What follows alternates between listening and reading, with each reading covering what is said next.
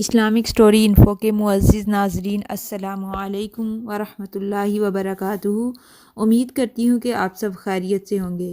تو آج میں پیارے بچوں کے لیے جو ویڈیو لے کر آئی ہوں اس میں حضرت خدیجہ کے بارے میں بچوں کو پتہ چلے گا کہ حضرت خدیجہ جو ہیں ان کی کتنی شادیاں ہوئیں اور کس کس سے ہوئیں، اور حضور صلی اللہ علیہ وآلہ وسلم سے جو شادی ہوئی وہ کیسے ہوئی، اور وہ تمام واقعہ ہم آپ سے گوش گزار کریں گے۔ تو پیارے بچوں جلدی سے اس ویڈیو کو لائک کر دیں، چینل پر نئے ہیں تو اس کو سبسکرائب کر دیں۔ تو آج ہم ویڈیو سٹارٹ کرتے ہوئے آپ کو حضرت خدیجہ کی زندگی کے بارے میں تفصیلاً بتائیں گے۔ حضرت خدیجہ رضی اللہ تعالی عنہا جو ہیں وہ عام الفیل سے 15 سال قبل پیدا ہوئیں۔ بچپن سے ہی نہایت سلیم الفطرت تھیں۔ جب سن شعور یعنی کہ جب وہ جوانی کو پہنچی تو ان کی شادی ابو ہالہ تمیمی سے ہوئی۔ حضرت خدیجہ کی پہلی شادی ابو ہالہ تمیمی سے ہوئی۔ ابو ہالہ سے حضرت خدیجہ رضی اللہ تعالی عنہا کے 2 لڑکے ہوئے۔ ایک لڑکے کا نام حالہ تھا اور دوسرے کا ہند۔ حالہ کے بارے میں اہل سیر میں اختلاف ہے، یعنی کہ مورخین جو ہیں جو لکھتے ہیں ان میں اختلاف ہے۔ کچھ کہتے ہیں کہ وہ زمانہ جاہلیت میں مر گیا تھا، اور کچھ جو ہیں وہ کہتے ہیں کہ شرف صحابیت سے بہرور ہوئے، یعنی کہ وہ بھی صحابی بنے۔ چنانچہ ایک مورخ حافظ ابن حجر عسقلانی جو ہیں وہ بیان کرتے ہیں کہ ابن جو حالہ تھا اس کا ایک بیٹا حارث بھی تھا، اور وہ بیان کرتے ہیں کہ ابتدائی بعثت میں وہ ایمان لائے، اور ایک دفعہ حضور صلی اللہ علیہ وآلہ وسلم حرم کعبہ میں لوگوں کو اللہ کی درس توحید دے رہے تھے، تو کفار جو ہیں وہ حضور صلی اللہ علیہ وآلہ وسلم پر حملہ آور ہوئے۔ چنانچہ وہ جو حارث تھا، حارث بن ابو حالہ، اس نے یہ سنا تو وہ دوڑے آئے اور حضور کو بچانا چاہا۔ کفار آپ صلی اللہ علیہ وآلہ وسلم کو چھوڑ کر حارث بن حالہ پر ٹوٹ پڑے اور تلواریں مار مار کر انہیں اسی جگہ شہید کر دیا۔ اس طرح انہیں سب سے پہلے حضور صلی اللہ علیہ وآلہ وسلم پر جان قربان کرنے کی سعادت بھی نصیب ہوئی۔ ابو حالہ تمیمی کا انتقال جوانی کے عالم میں ہی ہو گیا تھا۔ اس کے بعد حضرت خدیجہ رضی اللہ تعالی عنہا جو ہیں ان کا دوسرا نکاح عتیق بن عائض مخزومی سے ہوا۔ اس سے بھی ایک لڑکی پیدا ہوئی۔ اس لڑکی کا نام بھی ہند تھا۔ ہند بنت عتیق کے حالات بہت کچھ کم معلوم ہوئے ہیں، اس لیے یہاں پر ہم آپ کو یہی بتائیں گے کہ حضرت خدیجہ جو ہیں ان کا دوسرا نکاح عتیق بن عائض مخزومی سے ہوا، اور اس سے آپ کو اللہ تعالیٰ نے ایک بیٹی دی جس کا نام بھی ہند تھا۔ حضرت خدیجہ جو ہیں ان کے والد خویلد بن اسد حرب فجار میں مارے جا چکے تھے۔ خویلد بن اسد کے ترکے میں سے حضرت خدیجہ کو نہایت وسیع کاروبار تجارت ملا تھا۔ انہوں نے اس کاروبار کو چلانے کے لیے بہت سے عرب یہودی اور عیسائی غلاموں اور ملازموں کو جو ہے اپنے کام پر لگایا ہوا تھا۔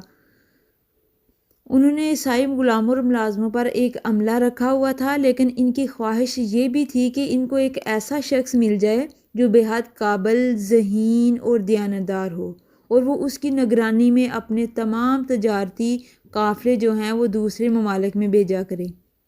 یہ وہ زمانہ تھا جب سرور کونین صلی اللہ علیہ وآلہ وسلم کے پاکیزہ اخلاق اور ان کی صفات کا چرچا جو ہے وہ مکہ کے گھر گھر میں پھیل چکا تھا۔ آپ صلی اللہ علیہ وآلہ وسلم کے سب اہل مکہ امین اور صادق کے لقب سے پکارنے لگے تھے۔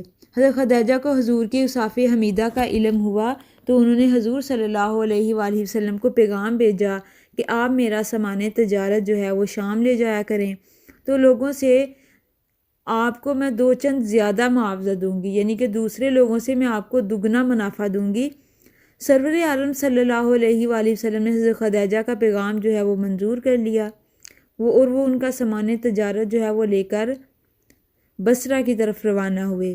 چلتے وقت حضرت خدیجہ رضی اللہ تعالیٰ عنہ جو تھیں انہوں نے ایک اپنا جو ان کے قریب ترین کلوز جو ان کا غلام تھا میسرہ، ان کو بھی حضور کے ساتھ روانہ کر دیا، اور اسے ایک تاکید فرمائی کہ حضرت محمد صلی اللہ علیہ وآلہ وسلم کو راستے میں کسی قسم کی کوئی تکلیف نہ پہنچنے پائے۔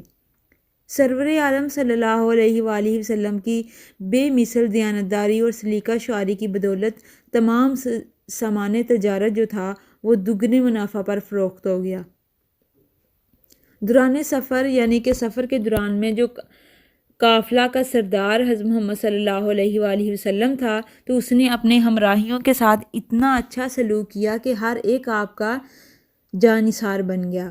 جب قافلہ مکہ واپس آیا اور حضرت خدیجہ کو میسرہ کی زبانی نبی پاک صلی اللہ علیہ وآلہ وسلم اور اس کے سفر کے حالات جو ہیں معلوم ہوئے تو انہوں کے دل میں بے پناہ حضور کی جو محبت ہے وہ جاگ اٹھی۔ ان کے دل میں بے اختیار حضور کی بے پناہ کشش پیدا ہوئی۔ بعض روایتوں میں ہے کہ حضرت خدیجہ کو ایک خواب بھی آیا تھا کہ انہوں نے ایک خواب دیکھا کہ آسمان سے ایک چاند ان کی گود میں آ کر گرا ہے جس سے سارا عالم منور ہو گیا۔ تو جب حضرت خدیجہ کو یہ خواب آیا تو انہوں نے اس خواب کی تعبیر جاننے کے لیے ایک عیسائی عالم کے پاس پہنچی۔ تب حضرت خدیجہ جو تھیں وہ مسلمان نہیں تھیں،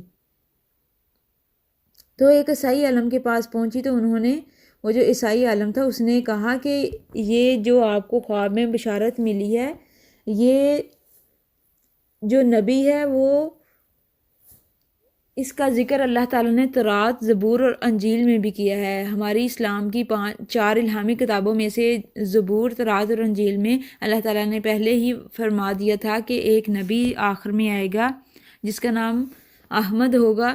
تو انہوں نے وہ عیسائی عالم جو تھا اس نے یہی اس کی تعبیر بتاتے ہوئے کہا کہ آپ کو اللہ تعالیٰ جو ہیں وہ حضور صلی اللہ علیہ وآلہ وسلم کے عقد میں دیں گے۔ تو حضرت خدیجہ کے دل کی جو دنیا تھی اس میں انقلاب برپا ہو گیا۔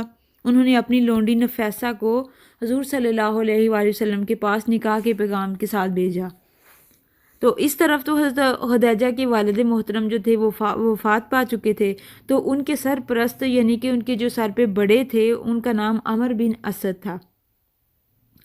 دوسری طرف حضرت محمد صلی اللہ علیہ وآلہ وسلم کے والد محترم بھی وفات پا چکے تھے اور ان کے سرپرست جو تھے ان کا نام ابو طالب تھا، وہ حضور صلی اللہ علیہ وآلہ وسلم کے چچا تھے۔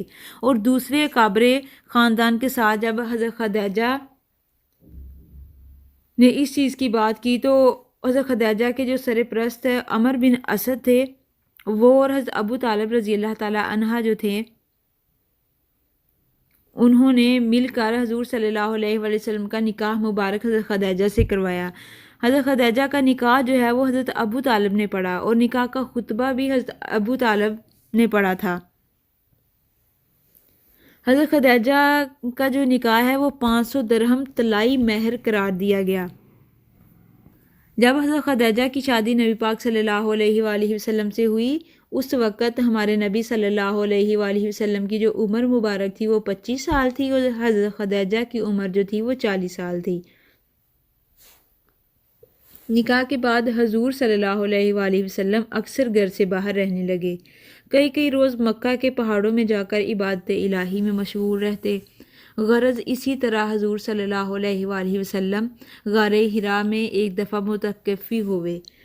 رب ذوالجلال کے حکم سے جبرائیل امین آپ کے پاس تشریف لائے اور انہوں نے کہا قم یا محمد۔ حضور صلی اللہ علیہ وآلہ وسلم اکیلے متوقف ہوئے تھے، تو جب انہوں نے آواز سنی تو انہوں نے جلدی سے اوپر نظریں اٹھا کر دیکھا تو سامنے ایک نورانی صورت کے شخص کو کھڑے پایا جس کے ماتھے پر کلمہ حق جو تھا وہ لکھا ہوا تھا، یعنی کہ کلمہ طیبہ جو ہے وہ رقم تھا۔ حضرت جبرائیل امین علیہ السلام نے حضور کو گلے لگا کر دبایا اور کہا کہ پڑھ۔ تو حضرت محمد صلی اللہ علیہ وآلہ وسلم جیسا کہ آپ جانتے ہیں کہ پڑھے ہوئے نہیں تھے، تو انہوں نے کہہ دیا کہ انہوں نے کہا کہ میں پڑھا ہوا نہیں ہوں۔ جبرائیل امین علیہ السلام نے دوبارہ پھر کہا حضور کو گلے لگا کر کہ پڑھیے، تو نبی پاک نے پھر وہی جواب دہرایا کہ میں پڑھا ہوا نہیں ہوں۔ تیسری بار جبرائیل علیہ السلام نے حضور صلی اللہ علیہ وآلہ وسلم کو سورہ علق جو کہ قرآن پاک کی سب سے پہلی آیت جو وحی ہوئی تھی، جو سب سے پہلے قرآن پاک کی سورہ جو ہے وہ اتری نازل ہوئی نبی پاک پر وحی جس کی سب سے پہلے آئی تھی، وہ سورہ علق کی ابتدائی 5 آیات ہیں۔ تو تیسری بار جبرائیل علیہ السلام نے نبی پاک کو کہا اقرأ بسم ربک الذی خلق خلق الانسان من علق اقرأ وربک الاکرم الذی علم بالقلم علم الانسان ما لم یعلم۔ ترجمہ، پڑھ اپنے پروردگار کے نام سے جس نے سب کچھ پیدا کیا، جس نے انسان کو پانی کے کیڑے یعنی کہ لہو کی پھٹکی سے بنایا۔ پڑھ تیرا پروردگار بہت کرم والا ہے جس نے قلم سے آدمی کو علم سکھایا جو وہ نہ جانتا تھا۔ تو جب حضور صلی اللہ علیہ وآلہ وسلم نے یہ الفاظ جو تھے حضرت جبرائیل کی زبان سے سنے تو ان کی زبان مبارک پر بھی یہی کلمات جو تھے وہ جاری ہو گئے۔ سبحان اللہ۔ اس حیرت انگیز واقعہ سے حضور کی طبیعت بے حد متاثر ہوئی۔ گھر تشریف لائے تو فرمایا زمیلونی زمیلونی، یعنی کہ مجھے کپڑا اڑا دو، مجھے کپڑا اڑا دو۔ حضرت خدیجہ نے ارشاد کی تعمیل کرتے ہوئے پوچھا کہ آپ کہاں تھے؟ میں سخت فکر مند تھی اور کئی آدمیوں کو آپ کی تلاش میں بھیج چکی تھی۔ تو حضور صلی اللہ علیہ وآلہ وسلم نے تمام واقعہ حضرت خدیجہ کو سنایا اور حضرت خدیجہ نے فرمایا کہ آپ صلی اللہ علیہ وآلہ وسلم سچ بولتے ہیں، غریبوں کے دستگیر ہیں، مہمان نواز ہیں، صلہ رحم کا خیال رکھتے ہیں، امانت گزار بھی ہیں، دکھیوں کے خبرگیر بھی ہیں۔ انشاءاللہ عز و جل آپ کو تنہا نہیں چھوڑے گا۔ پھر آپ صلی اللہ علیہ وآلہ وسلم کو ساتھ لے کر اپنے چچا زاد بھائی ورقہ بن نوفل کے پاس چلی گئیں۔ ورقہ بن نوفل جو تھے وہ تورات، زبور اور انجیل کے بہت بڑے عالم تھے۔ حضرت خدیجہ نے تمام واقعہ حضور کو جو پیش آیا تھا وہ اپنے چچا زاد بھائی ورقہ بن نوفل کے گوش گزار کیا۔ ورقہ بن نوفل نے یہ سنتے ہی فرما دیا کہ یہ وہی ناموس ہے جو موسیٰ علیہ السلام پر اترا تھا۔ اے کاش میں اس زمانے تک زندہ رہتا جب آپ کی قوم آپ کو وطن سے نکال دے گی۔ حضور نے پوچھا کیا یہ لوگ مجھے نکال دیں گے؟ یعنی کہ نبی پاک مکہ مکرمہ میں پیدا ہوئے تھے اور بعد میں جو تھا وہ کفار نے ان کو ادھر سے نکال دیا تھا اور آپ مدینہ ہجرت کر گئے تھے۔ تو ورقہ نے کہا ہاں، جو کچھ آپ پر نازل ہوا ہے جب وہ کسی پر بھی نازل ہوتا ہے تو دنیا اس کے مخالف ہو جاتی ہے۔ اگر میں اس وقت تک زندہ رہا تو آپ کی بھرپور مدد کروں گا، مگر افسوس اس گفتگو کے کچھ دیر بعد ہی جو ہے وہ ورقہ بن نوفل کا انتقال ہو گیا۔ تاہم حضرت خدیجہ کو یقین کامل یعنی کہ مکمل یقین ہو گیا تھا کہ حضور منصب رسالت پر فائز ہو چکے ہیں، چنانچہ وہ بلا تعامل حضور صلی اللہ علیہ وآلہ وسلم پر ایمان لیے ہیں۔ تب مورخین لکھتے ہیں کہ عورتوں میں سب سے پہلے مشرف با اسلام ہونے والی خاتون جو تھیں وہ حضرت خدیجہ الکبریٰ تھیں۔ حضور سے نکاح کے بعد حضرت خدیجہ الکبریٰ تقریباً 25 سال تک زندہ رہیں۔ اس مدت میں انہوں نے رسول اللہ کے ساتھ ہر قسم کے مصائب کو نہایت ہی خندہ پیشانی کے ساتھ برداشت کیا اور آقا دو جہاں صلی اللہ علیہ وآلہ وسلم کی رفاقت اور جان نثاری کا حق ادا کر دیا۔ حضرت خدیجہ الکبریٰ اسلام لانے کے بعد سرور کائنات کے متعلقین میں بھی اسلام کی تڑپ پیدا ہوئی۔ نوجوانوں میں حضرت علی رضی اللہ تعالیٰ عنہ جو تھے وہ ایمان لائے، بڑوں میں حضرت ابوبکر صدیق رضی اللہ تعالیٰ عنہ ایمان لے کر آئے۔ اصحاب بھی آہستہ آہستہ حلقہ اسلام میں داخل ہونا شروع ہو گئے تھے۔ حضرت خدیجہ کو اسلام کی وسعت پذیری سے بہت زیادہ خوشی ہوئی۔ وہ اپنے جب غیر مسلم اعزاء و اقارب یعنی کہ دوست احباب کو دیکھتی تو بہت زیادہ پریشان ہوتی، اور جب وہ ان کو ان کے رشتہ دار عزیز و اقارب تن و تشنیع کرتے، ان کو برا بلا کہتے تو وہ ان کو ان کی پرواہ کیے بغیر تبلیغ حق جو ہے اس کو جاری رکھتی اور رسول اللہ کا دستے بازو بنی رہیں۔ انہوں نے اپنا تمام تر مال و سامان جو تھا وہ آپ پر نثار کر دیا، اپنی ساری دولت یتیموں اور بیواؤں کی خبر گیری، بے کسوں کی دستگیری اور حاجت مندوں کی حاجت روائی کے لیے وقف کر دی۔ ادھر کفار قریش نو مسلموں کو دیکھ کر طرح طرح کے ان پر مظالم ڈال رہے تھے اور تبلیغ حق کی راہ میں ہر طرح کے روڑے اٹکا رہے تھے۔ انہوں نے رحمت عالم صلی اللہ علیہ وآلہ وسلم اور آپ کی جانثاروں کو ستانے میں کسی قسم کی کوئی کسر نہ اٹھا رکھی تھی۔ جب حضور صلی اللہ علیہ وآلہ وسلم کفار کی یعنی بہودہ باتوں سے کبیدہ خاطر ہوتے تو خدیجۃ الکبریٰ جو تھیں وہ عرض کرتی، یا رسول اللہ صلی اللہ علیہ وآلہ وسلم آپ رنجیدہ نہ ہوں، بھلا کوئی ایسا رسول بھی آج تک آیا ہے جس سے لوگوں نے تمسخر نہ کیا ہو۔ حضرت خدیجہ کو اس کہنے سے حضور کو اتنا سکون ملتا، اتنا حوصلہ ملتا کہ وہ بہت خوش ہوتے اور حضرت خدیجہ سے بے پناہ محبت کا اظہار کرتے۔ حضرت خدیجۃ الکبریٰ نہ صرف حضور کی ہم خیال اور غمگسار تھی بلکہ ہر موقع اور ہر مصیبت میں آپ کی مدد کے لیے تیار رہتی تھیں۔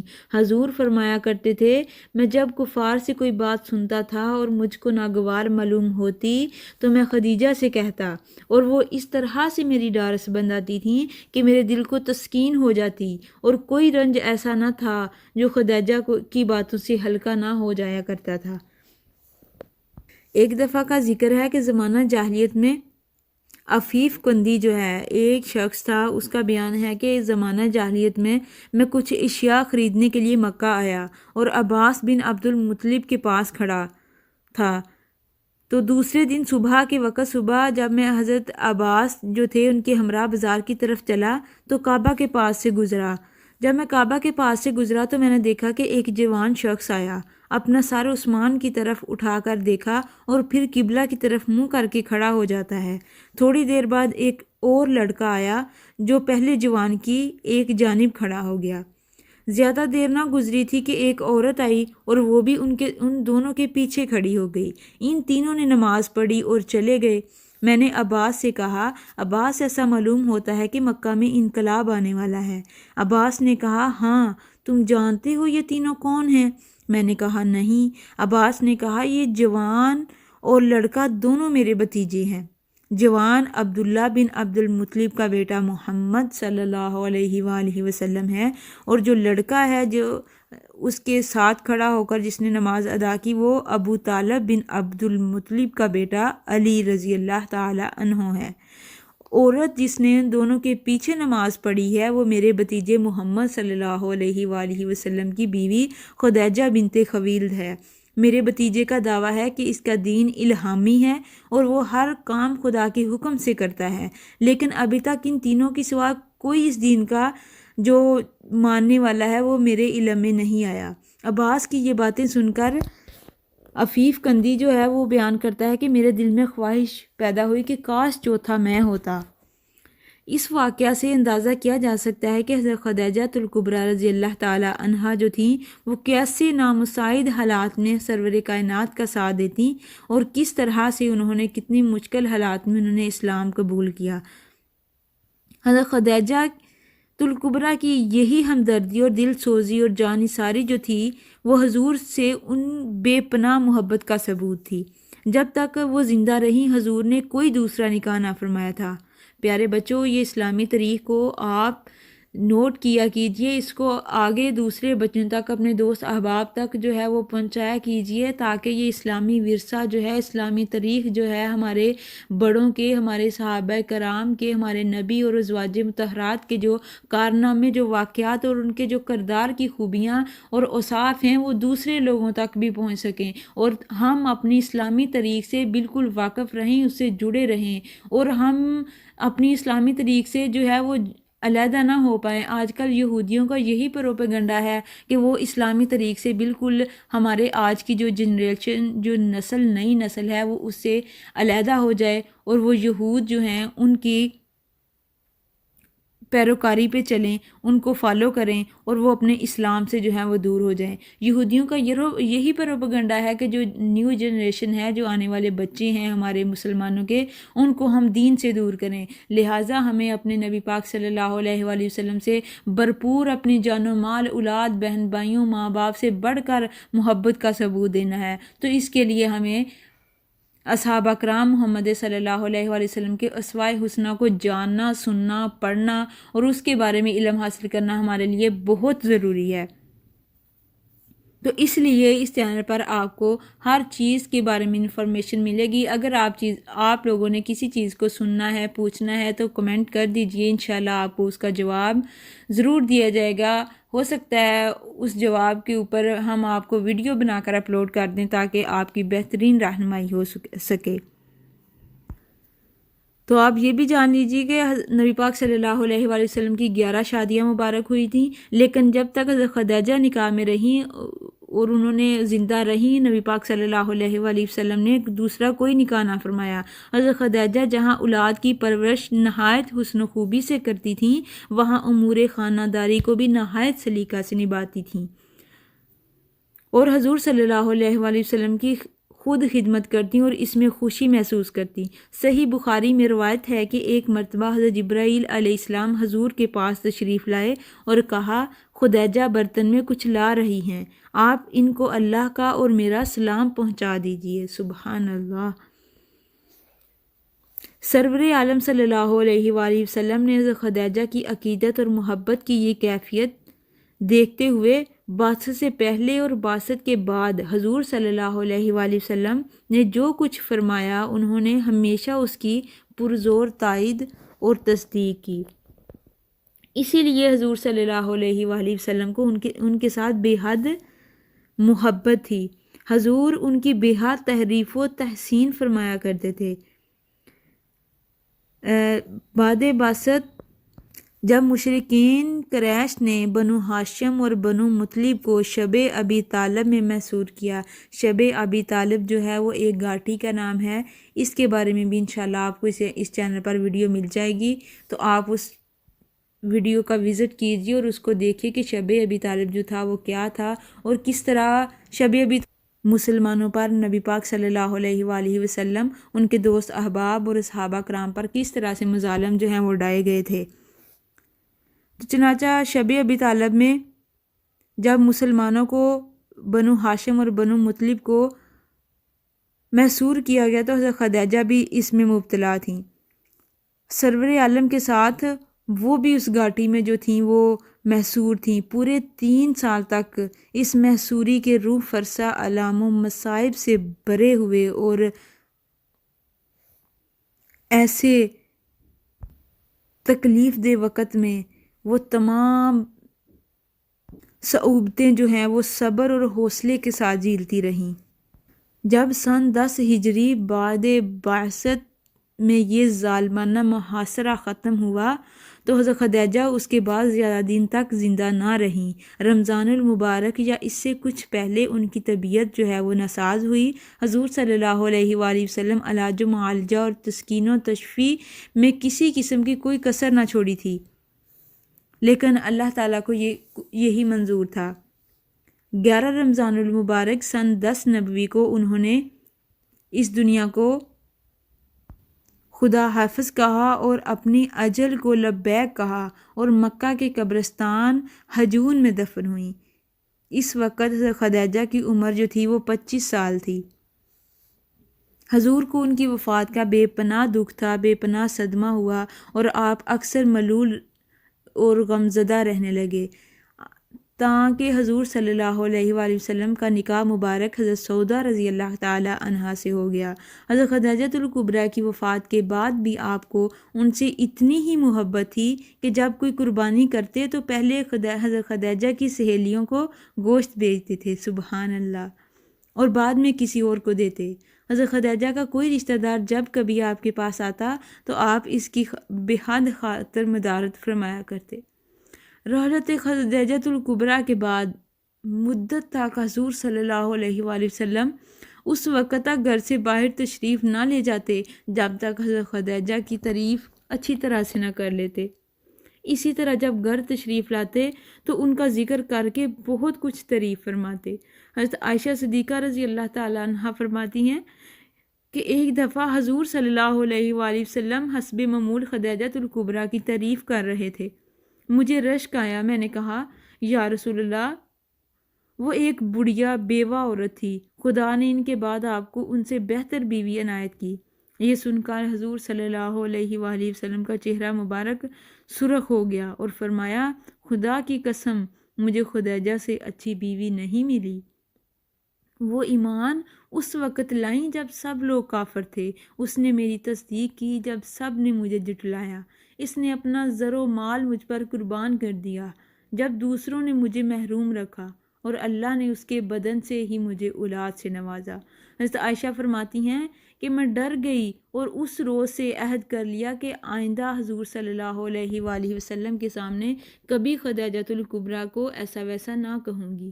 حضرت خدیجۃ الکبریٰ کے بطن سے اللہ تعالیٰ نے حضور صلی اللہ علیہ وآلہ وسلم کو 6 لڑکے 6 لڑکیاں دیں، 6 لڑکے اور لڑکیاں دیں، یعنی کہ نبی پاک صلی اللہ علیہ وآلہ وسلم کو ٹوٹل جو مکمل 6 بچے جو ہیں وہ حضرت خدیجہ کے بطن سے ہوئے۔ سب سے پہلے قاسم رضی اللہ تعالیٰ عنہ پیدا ہوئے جو کہ کم سنی میں ہی انتقال کر گئے۔ اس کے بعد حضرت زینب رضی اللہ تعالیٰ عنہ پیدا ہوئیں، ان کے بعد حضرت عبداللہ، وہ بھی بچپن میں ہی وفات پا گئے۔ حضرت عبداللہ جو تھے ان کا لقب جو تھا وہ طیب اور طاہر تھا۔ اس کے بعد رقیہ رضی اللہ تعالیٰ عنہا، پھر کلثوم رضی اللہ تعالیٰ عنہا، پھر حضرت فاطمۃ الزہرا رضی اللہ تعالیٰ عنہا جو ہیں وہ پیدا ہوئی۔